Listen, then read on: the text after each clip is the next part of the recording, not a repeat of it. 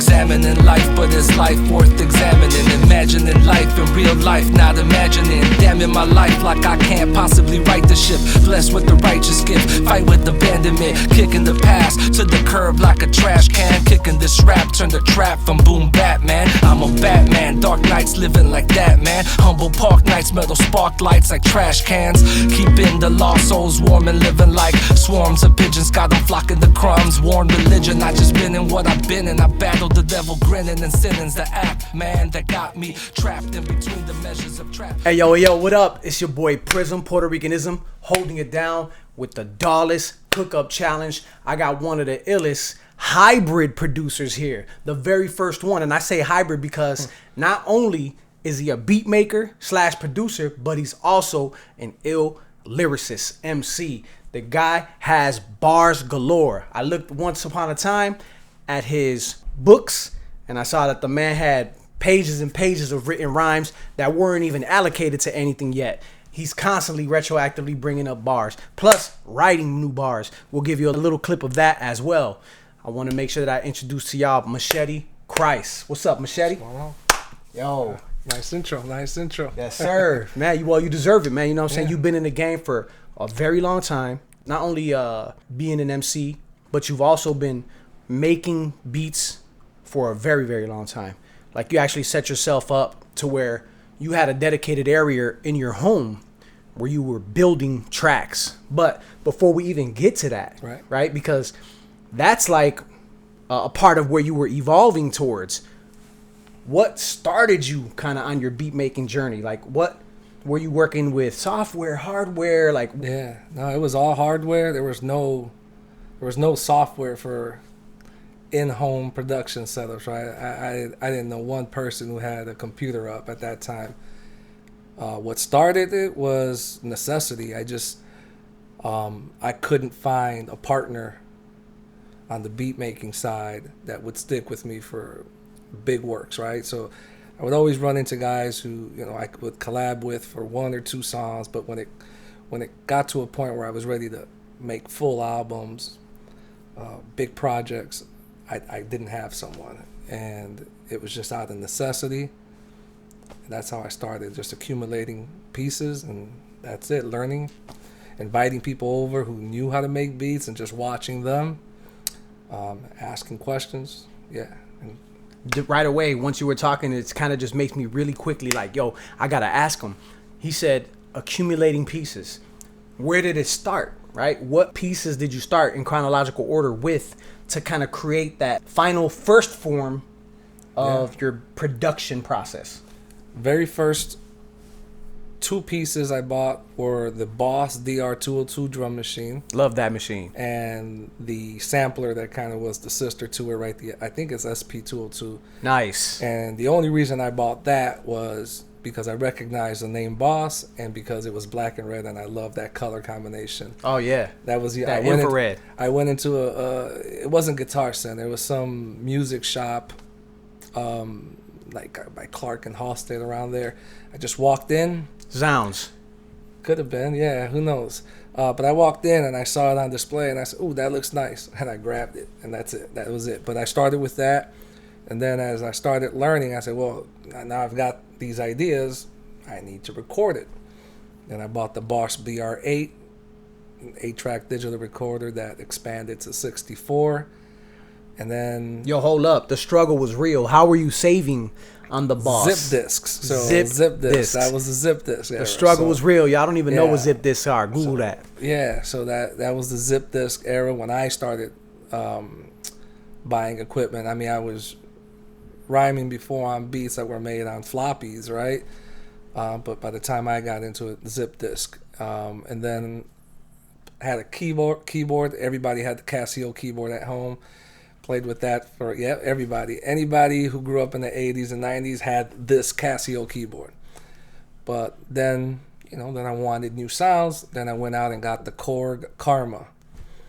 And pretty much the monster. The drum machine, the Boss DR202, the SP202, the Boss BR8 recorder, the Korg Karma, and a Rode NT1 mic. And that was it. Wonderful. That was it. And then I later added things to it, but then we transitioned into computers, and then I tried my hand at that for a while, but it Nothing gave you that analog feel of like touching buttons and like actually messing around with keys. Yeah, exactly. And but I tried for probably way too long to kind of be in that space, because that's where everyone was now, right? Yes. So I was like, oh, I've got to learn it. And I kind of knew how to mess with it, but it wasn't my thing. And then right around 2004 is when I started transitioning to software. Did that for, again, way too long, because about 2012, I just gave it up. Now, prior to that, software in 2004, what software were you trying to jump into, or was that the first time? No, that was the first time that was the first time that I said, all right, you know what, let me give this a shot. Fruity Loops. What software? There you go. Fruity Loops. Okay, yeah, cool, it was Fruity Loops, because that's what everybody had, and they had that they had that pirated version of it. Yeah, for sure. So I said, yeah, let me go ahead and grab that. And I played with it. It was nice. It was all decent. Right. Yeah. And then I had a laptop, so it traveled with me. So I liked portability. That. Yeah. And you can do a lot. But it wasn't my style, because I like to touch things. Yes. And that's it. Pause. Yeah. Yo, that's what she. Oh yeah. But with that being said, right? So with that lineup that you're talking about, that component lineup is hard. Like that Boss, the drum kits that are in there, there's some really punchy sounds that are in there. Yeah. But I gotta touch on it. Like right off the bat, you were already sample based, messing around with that SP. Yeah, originally was all sample based. What kind of turned you on to sampling? Like what? As opposed to saying, okay, you know what, this has a lot of dope sounds in it, that has a lot of dope sounds in it. What made you decide to say, yo, I need this, because I want to be able to chop up? Just being a fan of hip hop, and my I guess inspirations when it comes to making music, Marley Marl, Premier, those are the guys that I first was really like listening to on a production level. DJ Muggs, those are the guys I was paying attention to, and they were all sample based. So in my mind, that's just kind of what it was. And then before that, I was hanging around guys who were DJs, and all they were doing was looping, parts of records. So I never thought that it was any other way. Now, even though I was sample based, I still had that keyboard, and anything that I sampled, any beat that I made with a sample, I always made sure I added a little bit extra to it, just because. So there's very few beats that I made in my life that are samples that don't have extras, that are just mine and original. Got it. Now, with that being said, see, we talking about early 2000s, transitioning to software about 2004, things of that nature, right? I got to fast forward, because if we try to cover the entire thousands, we're going to need a 3-hour podcast, right? So what I want to do is I want to fast forward to the current time. Yep. Right now, what we're doing with the DAWless Cookup.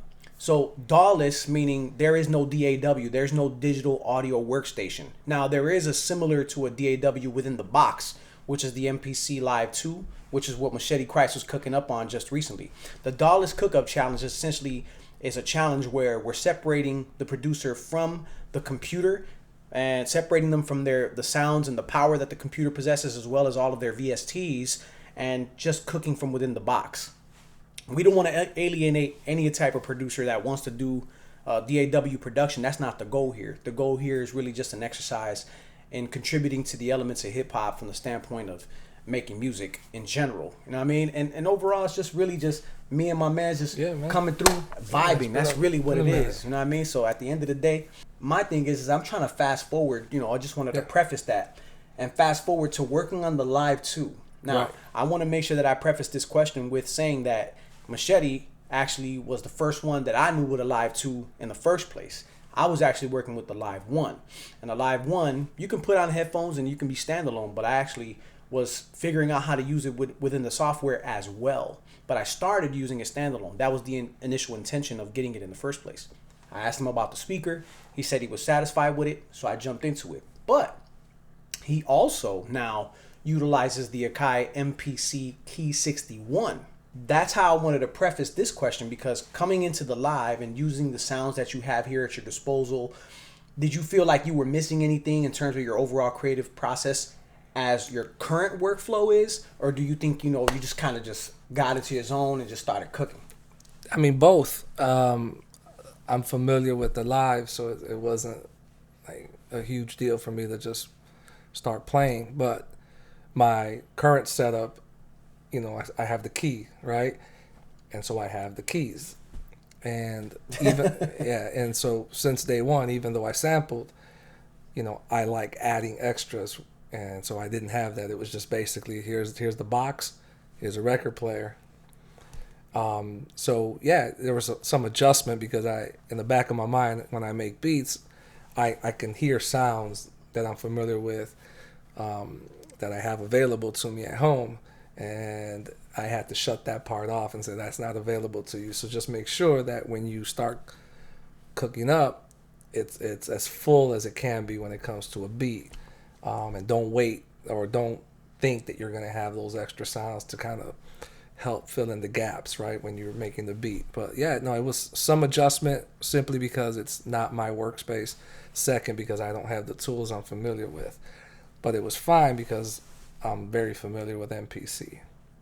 And that's another thing I just wanted to make sure that all the producers out there that are watching this, that are interested in coming and doing the Dawless Challenge, take notes, because there will be some workflow things that you're going to have to adjust and adapt to, but that's part of the challenge. And again, it's all in fun and in good spirit.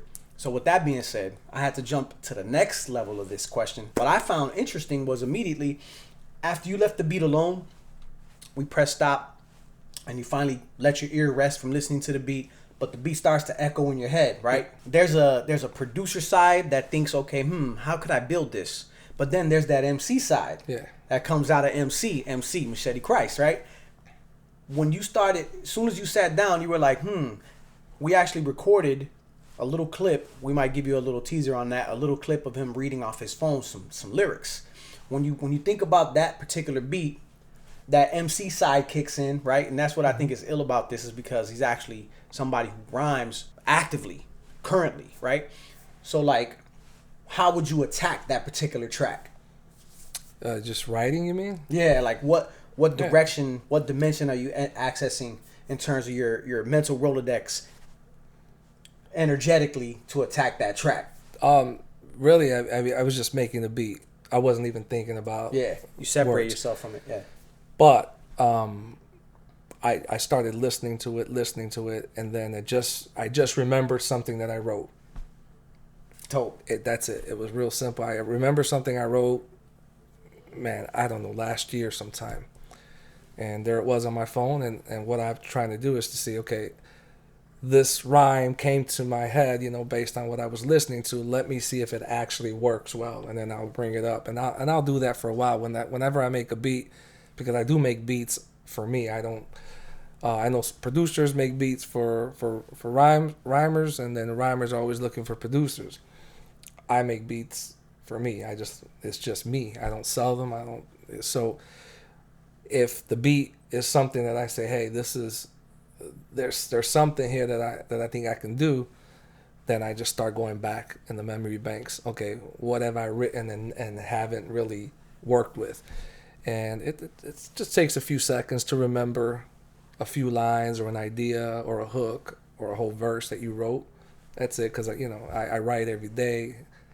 So I'm always thinking about what I wrote the day before and the week before when I write new stuff. That's crazy. So sitting there, heard the beat. I said, I know. Let me take a look. And then I had to recite it a few times to see if it actually fits, because I like the way it sounded. So I'm not gonna go back and adjust the beats per minute or the tone or the note. I'm not gonna do any of that. I'm gonna leave it the way it is, because if that didn't fit, then I'm sure I'll find something else. But I think I found something that works with it. Some editing, I'll go back. There's some lines that aren't as full, right? So I'll have to edit and add a few words. There's some lines that are too long based on how it played with the beat, and I'll just go back and chop a few words off. But yeah, that's pretty much it. I just do the beat, and then it'll hit me if it's something I want to use. It'll just come to me right away. as he's giving me that answer, I'm just analyzing and listening, and I'm just seeing. You just have to really pay close attention about how his brain is processing all that data in terms of, okay, here's how I would try to mold this lyric to the swing of this track. You know what I mean? MCs, y'all probably know, some producers probably know, the average listener doesn't know, but I'm sure you find it interesting. If you don't love it, I'm sure you'll be able to appreciate it in the long run, and that's what we want to do. We want to give a unique perspective in terms of a producer, somebody who makes beats, a beat maker, but also from the mind of an MC. That's a little bit different, right? Because beat makers tend to make beats for, as you mentioned, other artists, right? So they have, okay, I'm making this with the intention of somebody like this performing on it, or a somebody type beat, or this artist type beat. He's making tracks for himself for the most part. Yeah. So aside from that, I know you've worked with other producers. It brings me to that picture that's right behind you right here. Yeah, this one here. Yep. The Basement. Yes, The Basement. Big shout out. I see JP. Big shout out. Body Snatcher. Big shout out to those cats. Yeah. MC Machete Christ. This is like early 2000s as well. We were already doing our thing, recording documentaries, things of that nature. When you look at somebody like Body Snatcher, for example, I had an opportunity to sit behind him quite a bit, watch how he worked with the ASR 10 Pro and chop up samples and things of that nature. So he's a big time machine user. I'd love to get him in here on the MPC, but have you ever worked on anything aside from the Boss, the Karma, the SP? What other components have you tried to play around with in terms of physical components as opposed to software? Yeah, I mean, obviously we talked about what I worked with at first. Yes. I've had time working with the MPC 2000. That was my first exposure to that. Nice. That was back 2000, 2001, 2002, right around there. I have worked with a SP1200. I played around with it. I love it. I wish I can buy one. I think that's something I would love to own one day, but it's, it's like $6,000. Yeah, it's a rare piece to get. Yeah. So probably not for a while. And Machine. I mean, I have Machine at home, and that's what led to the transition away from a DAW or software into something that's a little bit more hands-on. Is I switched from that whole Fruity Loop system, and then I started transitioning into Machine, and it started, I guess, quenching that thirst a little bit, right? Because you have the box that that you can play around with and you can work with it hands-on, but it's still a software. So I was starting to be more comfortable with that. But no, that's about it. I mean, MPC 2000, SP 1200, and then Machine. Yeah, that's probably it. Dope. Those are actually all strong components to mess with that you could take your imagination and really create something extravagant out of, or just something that's simple and that punches. With that being said, we're tapping in a little bit into the producer mind of Machete Christ. So this is kind of a little bit more nuanced interview to try to conduct, because we're trying to touch bases on the mind of a person who makes beats and the mind of a person who writes rhymes. So I want to end this part of the interview really in just saying, as an MC, right, transition over to the MC side of the brain. What are you working on? What is Machete Christ working on right now? Is there anything done, or is there something coming up, or are you just working and listening to your stuff yourself and saying, you know what, this is good enough for me, satisfaction? What are you doing with that creative energy? Because regardless if we ever put it out into the world, the creative energy does have to somehow be expressed. Yeah, no, I mean, I'm always doing stuff at home. I do this for me, right? So it's more of it's my meditation. So I don't necessarily do things to put out for people to view. I might occasionally share something with people. Say, hey, check this out, listen to this. If I get invited to do a song or a project, I'll do that. But currently I'm just doing what I do. I go in when I have time. I go in my home studio and I work on beats, or I work on finishing a song, or I might record something. But I don't have any specific projects. I had a project I was working on, and it just wasn't moving. So I just, I was working with a couple of people and it just wasn't moving. And I'm the kind of guy that if it's not done in a week or two, then I'm out, I'm done. I don't like wasting time. So I threw that to the side. But no, I just go home whenever I have a moment. I plug everything in or I turn everything on, and then, I have my stack of notebooks still. I still write on paper, and I see, I still have, I pull up a file, a project. I say, let me see what this one is about. Yeah, but that's it. I don't do anything specific to put out there. So no Instagram pages, no Spotify, none of that. It's just I make music and I share it with people when I think it's worth sharing. Hey, yo, that's ill. So really what I just want to end that with is just kind of getting a sense of that approach to music. In reality, it's not necessarily about trying to get it out or any type of popularity and things of that nature. Really, it's just a form of self-expression for an individual like himself, that artistic expression that needs to be put out somehow in some form, whether it's making music through beats or actually making music through lyrics. So it even makes me more appreciative for the fact that he was able to come over here today, talk a little bit about his story, and give you a couple of minutes of several years of working on the craft of being a wordsmith and a beat maker. So not only that, but also the appreciation for, as he mentioned, if it's not done in a certain time frame, I start to get disinterested with it.